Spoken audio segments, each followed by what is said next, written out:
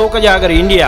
यही आने वाला कल है, यही मेरे देश का कल है। एक नया इतिहास लिखेंगे। साथियों नमस्ते, मैं हूँ ज्ञानेश वाकुड़कर और आप देख रहे हैं लोक जागर इंडिया चैनल।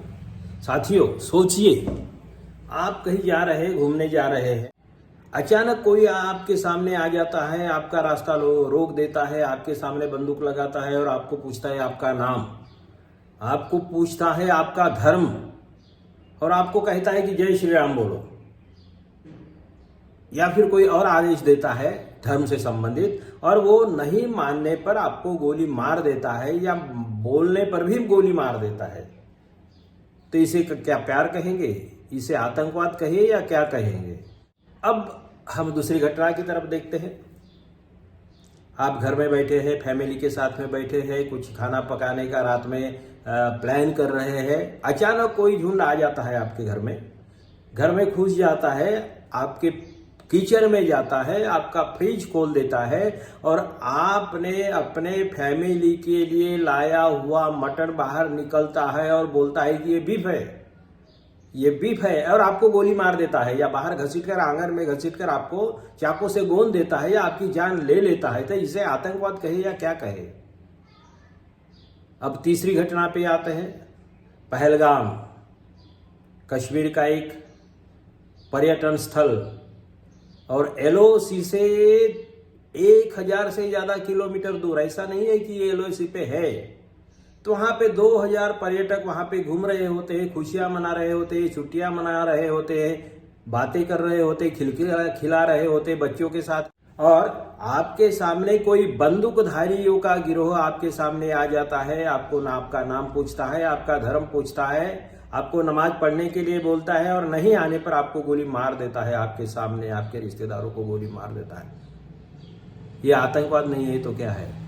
ये आतंकवाद भी किसी भी धर्म के नाम पर हो, किसी के भी इशारे पर हो, कोई भी गिरोह के तरफ से हो, कोई सरकारी एजेंसी के तरफ से हो या किसी प्राइवेट आतंकवादी संगठन की तरफ से हो, जो भी हो, जैसा भी हो, ये निंदा करने लायक है। मानवता के लिए बहुत ही शर्मनाक बात है, दुखद बात है, हम इसकी निंदा करते हैं। लेकिन ये घटनाएं क्या कहती है, आपको क्या कहती है? तीनों घटनाएं आतंकवादी घटनाएं हैं। आप अपने घर में चुपचाप बैठे हुए होते हैं और आपके घर में कोई घुसता है, आपके फैमिली के सामने आपको पकड़ता है, बाहर लाता है या आपको मार दिया जाता है, तो कौन सा आतंकवाद खतरनाक है। देखिए, सोचिए, आप सोचिए कि आपके फैमिली के साथ में जहाँ आप अपने घर में बैठे हो, आप आतंकवादियों की एरिया में नहीं गए हो, आतंकवादियों के इलाकों में नहीं गए हो, सेंसिटिव एरिया में नहीं हो, आप अपने घर में हो, फिर भी कोई आपके घर में घुस जाता है और आपको मार दिया जाता है। और ये वजह क्या है कि आपके फ्रिज में कोई मटन है। तो ये आतंकवाद ज्यादा खतरनाक है या वो आतंकवाद खतरनाक है? दोनों आतंकवादी घटनाओं का तो निषेध ही करेंगे, इसमें कोई शक नहीं, कोई शक नहीं। लेकिन हमारे सरकार ने पुरस्कृत किया हुआ घर में घुसने वाला आतंकवाद सबसे ज्यादा खतरनाक है। राह चलते आदमी को रास्ते पे रोक देना और जय श्री राम बोलने के लिए बोल देना या कोई किसी भी धर्म का नारा लगाने के लिए बोल देंगे जबरदस्ती से, वो आतंकवाद है। और आतंकवाद हमेशा खतरनाक होता है।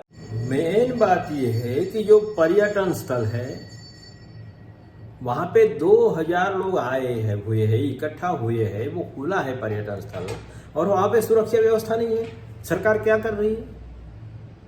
कश्मीर की बात है भाई, और सेंटर का अधिकार है वहां पे, केंद्र शासित प्रदेश है, अमित शाह गृह मंत्री है वहां के, मोदी जी पंतप्रधान है इस देश के, प्रधानमंत्री है इस देश के, बातें बड़ी बड़ी करते हैं।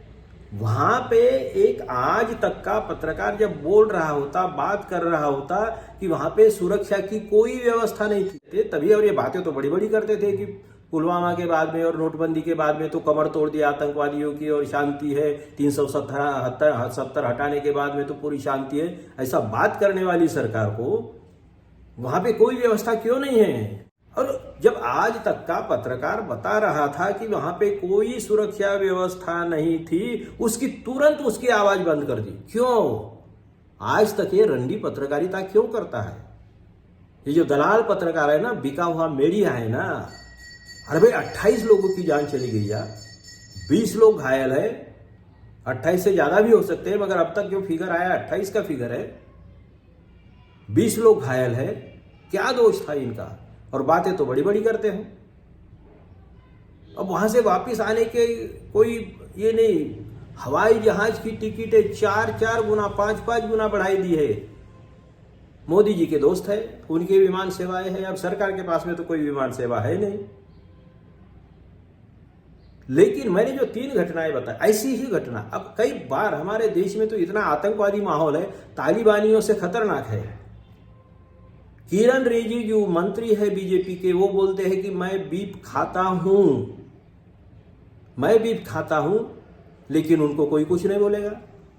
गरीबों के घर में घुसेंगे, उनको मार देंगे, जय श्री राम के नारे लगाने को लगाएंगे और उनको मार देंगे। और ये आतंकवादियों को सत्ताधारी पार्टी के लोग या उनकी सहयोगी संस्थाएं सत्कार करेंगी, बलात्कारियों का सत्कार करेंगी, उनके गले में फूल मालाएं डालेंगी।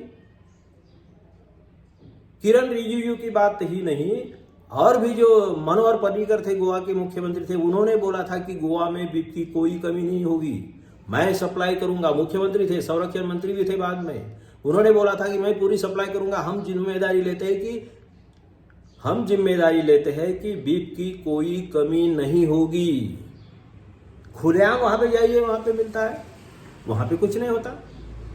लेकिन गरीबों के मुस्लिम अगर है तो उसको मारना, उसके घर में घुसना, मटन भी है तो भी उसको, वो साबित भी हुआ है, बाद में पता चला कि वो मटन ही था, फिर भी उनको मार दिया जाता है और सरकार कुछ नहीं करती है। तो ये सरकार प्रायोजित आतंकवाद जो है, सरकार प्रोटेक्टेड आतंकवाद जो है, वो बहुत ज्यादा खतरनाक है। कितने लोगों को मार दिया। किरण रिजिजू की बात नहीं, बीजेपी के कई नेता बीफ खाते, अटल बिहारी वाजपेयी भी बीफ खाते थे, ऐसा प्रोफेसर राम पुनियानी, इनका दावा, इनका वीडियो है, देखिए जरा। अटल बिहारी वाजपेयी भी बीफ खाते थे, ऐसा उनका दावा है। कहने का मतलब मेरा ये नहीं कि बीफ खाओ मत खाओ, बीफ कंपनियों से तो ये चंदा भी लेते हैं यार, कई प्रूफ है। लेकिन ये जो 22 अप्रैल को जो ये सारे लोग जो मारे गए, इसकी जिम्मेदारी किसकी है? सरकार क्या कर रही है? गृह मंत्री क्या कर रहे हैं? इन्हें तो रिजाइन करना चाहिए, प्राइम मिनिस्टर ने रिजाइन करना चाहिए। पुलवामा हमला कैसे हुआ?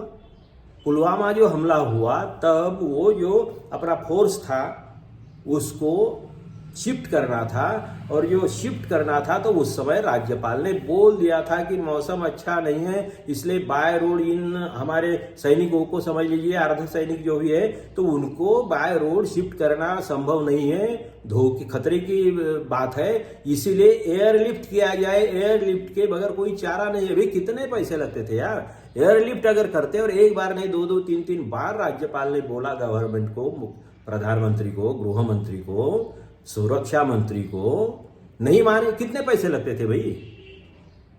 कितने पैसे? 2, 4, 5 करोड़ 10 करोड़ रुपए लगते थे। इनको एक मंत्रिमंडल की मीटिंग होती है 2 या 3 दिन की, तो 150 करोड़ का बजट है साहब हमारे महाराष्ट्र में। 150 करोड़ का बजट, 200-300 लोगों की मीटिंग के लिए 150 करोड़ का बजट है। और हमारे सैनिकों को शिफ्ट करने के लिए उनकी जान की कीमत 2, 4, 5 करोड़ खर्चे। और आर्मी के पास में तो हवाई जहाज भी होते हैं खुद के, उसमें क्या पेट्रोल ही भरना है और क्या करना है आपको? लेकिन मोदी जी नहीं माने, संरक्षण मंत्री नहीं माने, गृह मंत्री नहीं माने, जिसका भी अधिकार होगा वो नहीं माने। और 40 लोगों की जाने चलेगी, 40 लोगों को शहीद कर दिया हमारे लोग, हत्या कर दी हमारी सरकार ने। रियली वो क्योंकि निगलिजेंस भी तो एक प्रकार का गुनाह है ना।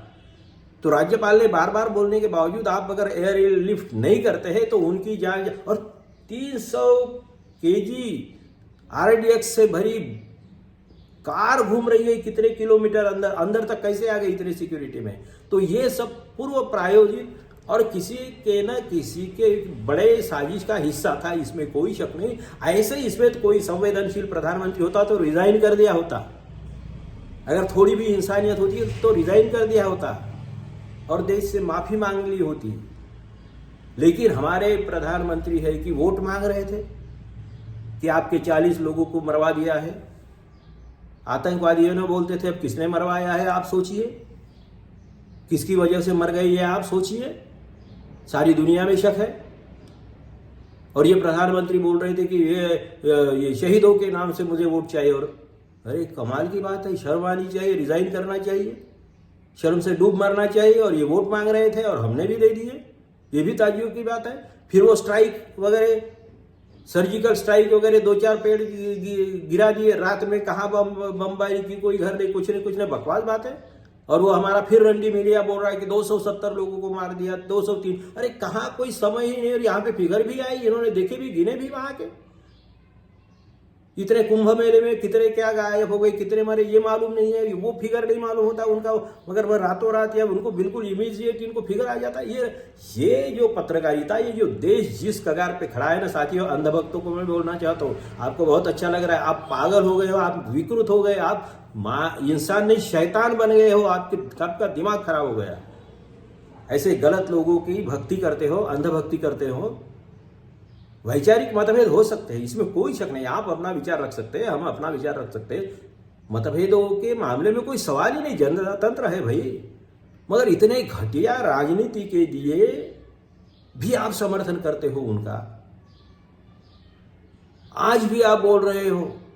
और जब कोई सवाल पूछता है तो उसी को ट्रोल करते हो, तो शर्म की बात है, तरस आता है, घिन आती है। ये ऐसे प्रधानमंत्री से, ऐसे गृह मंत्री से, ऐसी राजनीति करने वाले अपोजिशन वाले भी कोई हो, या सत्ताधारी कोई हो, या कोई देश हो, कोई भी धर्म का, किसी भी धर्म का नेता हो, उनके प्रति अगर इस तरीके की राजनीति करते हैं तो घृणा होती है, शर्म आती है, लानत है ऐसी राजनीति पे।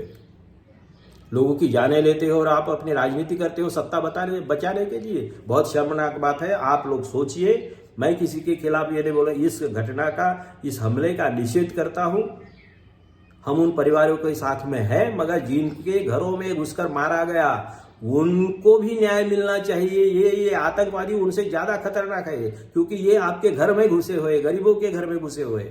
तो इन आतंकवादियों को पालने वाली पार्टियां, पालने वाली संगठनाएं, पालने वाले सरकार, पालने वाले मंत्री और पालने वाले अगर गृह मंत्री हो या प्राइम मिनिस्टर हो, इन सबका निषेध करता हूं। क्योंकि विकृति का समर्थन करने वाला कोई भी आदमी इंसानियत का दुश्मन होता है। आप देखते रहिए लोक जागर इंडिया चैनल, ऐसे ही बेबाक विचारों के लिए, सच्चे विचारों के लिए लोक जागर इंडिया चैनल देखते रहिए।